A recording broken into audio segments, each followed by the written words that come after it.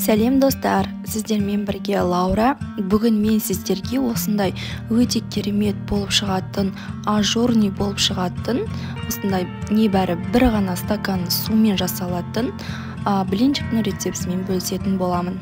Ең алдымен таза ыдысымызға 2 жұмыртқамызды салып, оның үстіне 2 ас қасық қантымызды салып, жақсылап араластырып алатын боламыз.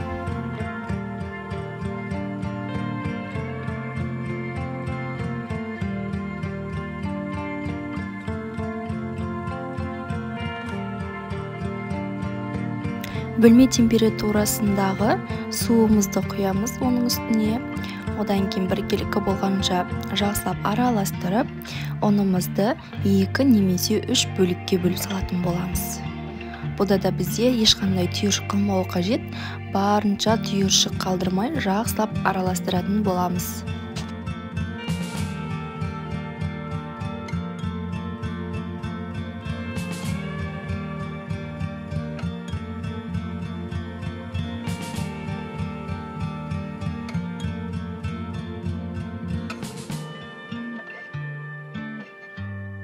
Қайнап тұрған суымызға жарты осындай чайный ложкада содамызды салып, жақсылап араластырамыз да, жаңағы массаның үстіне құямыз.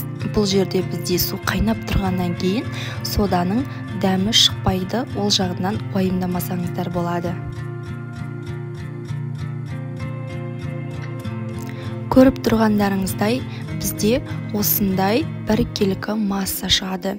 Енді оны қызып тұрған тапамызда пісіретін боламыз. Ең алдымен міндетті түрде осындай блиновый тапаларымызды майлап алған дұрыс болады.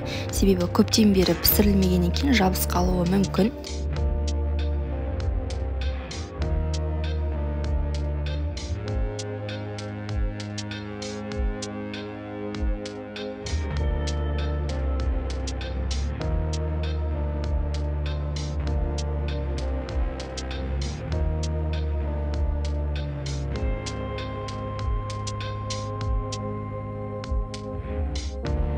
Барлық блинчиктерімізді осылай кезек-кезек пісіріп алатын боламыз.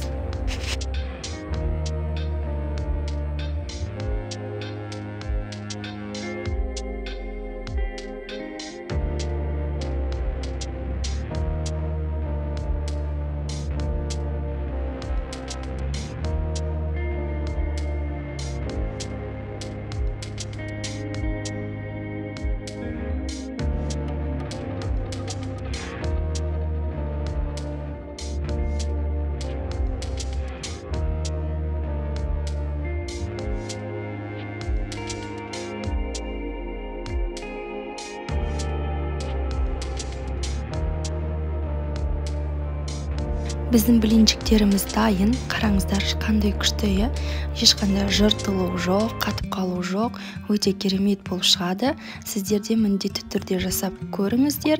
Егер менің каналыма тіркелмеген болсаңыздар, тіркеліп, лайк басып, қоңыраушаны басып қоюды ұмытпаңыздар. Ал барлықтарыңызға ас болсын.